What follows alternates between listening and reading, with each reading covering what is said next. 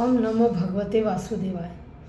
साधकों, हम श्रीमद् भगवद गीता के 14वें अध्याय के 14 श्लोकों का श्रवण कर चुके हैं और आज हम श्लोक संख्या 15 का श्रवण करेंगे। तो आइए देखते हैं श्लोक संख्या 15 में क्या बताया गया है। रजसी प्रलयम गत्वा कर्म संगेषु जायते तथा प्रलीनस्तमसि मूढ़ योनिषु जायते। अब देखिए भगवान यहाँ क्या कहते हैं। भगवान यहाँ कहते हैं कि जब कोई अच्छे कर्म करने वाला व्यक्ति, जब उसका अंत समय आता है तो उस समय वह रजोगुण के कार्य करने लग जाता है। पूरे जीवन भर अच्छे कार्य किए, लेकिन जब अंत समय आया तो उसके अंदर रजोगुण की वृद्धि हो गई। अब जब रजोगुण की वृद्धि हो गई तब मृत्यु को प्राप्त होगा, तो फिर कैसा उसे जन्म मिलेगा। उसे सकाम कर्म करने वाले व्यक्तियों के बीच में जन्म मिलेगा, जो काम इच्छा से करते हैं कि इसका ये फल मिलेगा तो मैं ये काम करूँगा, तो ऐसे व्यक्तियों के बीच में उसका जन्म होता है। लेकिन जो व्यक्ति अच्छा कर्म कर रहा है लेकिन अंत समय आने पर क्या होता है, उसमें रजोगुण बढ़ जाता है, तमोगुण बढ़ जाता है। कौन सा?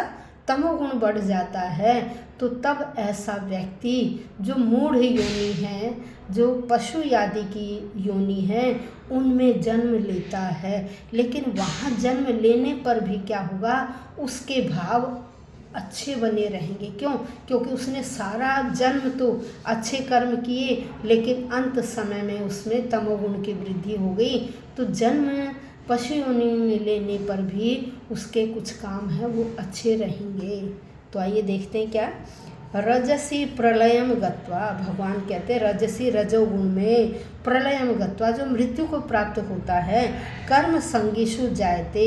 अब कैसे व्यक्तियों के बीच में जन्म लेता है? सकाम कर्मियों के बीच में वह जन्म लेता है।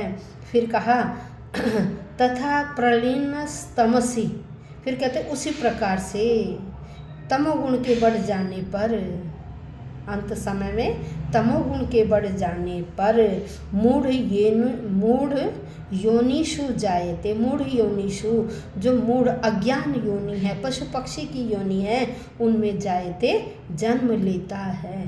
तो भगवान कहते हैं जब कोई रजोगुण में मरता है तो सकाम कर्म योगियों के बीच में पैदा होता है, जब तमोगुण में मरता है तो वह पशु योनि में जन्म धारण करता है। यहाँ भगवान कह रहे हैं कि देखिए कुछ व्यक्तियों का ये मानना है कि एक बार मनुष्य जीवन प्राप्त करके बार बार मनुष्य जीवन ही मिलता है, उससे नीचे की योनि में भगवान नहीं गिराता है। लेकिन ऐसा नहीं है, हमारे कर्मों के अनुसार ही हमें अगला जन्म भगवान देता है।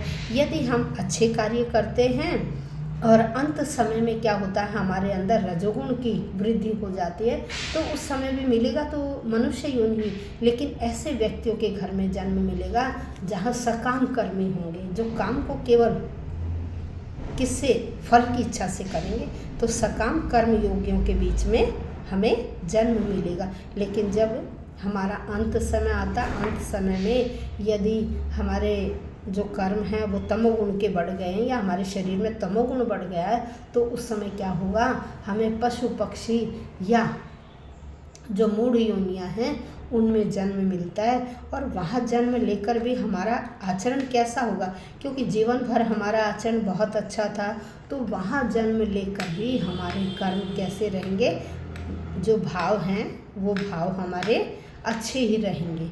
उस योनि में भी हमारे भाव, भाई पशु पक्षी की योनि मिली है, वहाँ क्या है, भाव, वहाँ हमारे भाव अच्छे ही रहेंगे, क्योंकि हमने पूरा जन्म तो अच्छे कर्म किए थे और अंत में हम तमोगुण हमारे शरीर में बढ़ गया था। ऐसा भगवान कह रहे हैं। तो कहते हैं कि देखिए जो व्यक्ति अच्छों की संगति करता है, अच्छे अच्छे कार्य करता है, ऐसे व्यक्ति को क्या करना चाहिए, अपने जीवन काल में ही कृष्ण भावना अमृत बन जाना चाहिए। अपने सारे कार्य करते हुए भगवान को अर्पित कर देना चाहिए। तो ऐसा व्यक्ति क्या है, कृष्ण भावना भावित हो जाता। वो कार्य तो करता है लेकिन अपने लिए नहीं, केवल कर्तव्य करता है कि जो मेरा कर्तव्य है वो मुझे करना है, और वह कार्य करते हुए वह सारे कार्य भगवान को अर्पित कर देता है, तो ऐसे व्यक्ति को कहा जाता है कृष्ण भावना भावित।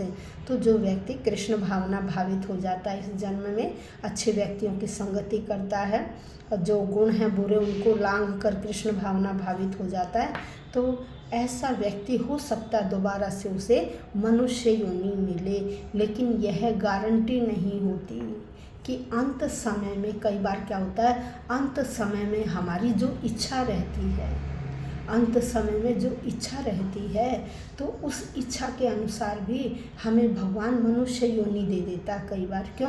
क्योंकि हमारी इच्छा पूरी नहीं हुई और फिर दोबारा हम मनुष्य योनि में आते हैं और उस समय अपनी उस इच्छा की पूर्ति करने के लिए आते हैं। भगवान हमें हमारी वो इच्छा पूर्ति करने के लिए ही मनुष्य योनि में भेजता है। तो ऐसा भगवान ने अर्जुन को बताया। तो हम श्लोक संख्या 15 आज सुन लिया है, इससे आगे श्लोक संख्या 16 है। सीरियल से सुनते हुए धीरे धीरे करके हम इसके अंतिम पड़ाव तक पहुंचेंगे। वीडियो पूरी सुनिए, शेयर कीजिए, लाइक कीजिए। आपका एक लाइक हमारा उत्साह बढ़ाता है और इस तरह से आप प्रतिदिन आप एक श्रीमद् भगवद गीता का श्लोक सुन पाएंगे।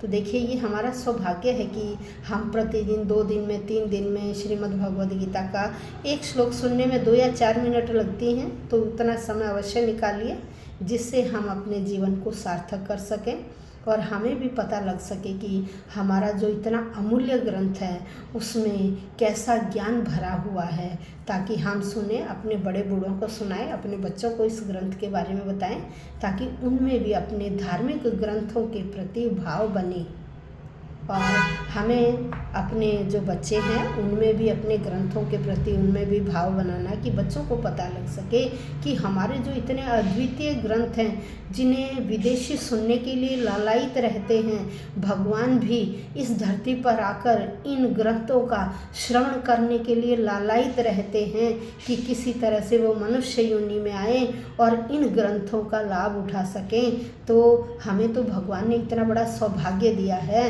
कि मनुष्य योनि दी है और अपने इस मनुष्य जन्म को ऐसे ही न गंवाएं और इस ग्रंथ के रस का पान अवश्य कर सकें। तो लाइक कीजिए, शेयर कीजिए और कमेंट बॉक्स में अवश्य लिखिएगा भगवान का एक नाम। एक नाम लिखने से क्या होगा, प्रतिदिन आप एक नाम तो ले पाएंगे। ओम नमो भगवते वासुदेवा, जो भी आपका इष्ट देव है आप अपने इष्ट देव का नाम लीजिए। ओम हनुमते नमः, ओम शिवाय नमः, ओम सूर्याय नमः, ओम चंद्राय नमः। आपका जो भी इष्ट देव है आप अपने इष्ट देव का एक कमेंट नमः करके इसमें लिख दीजिए। धन्यवाद।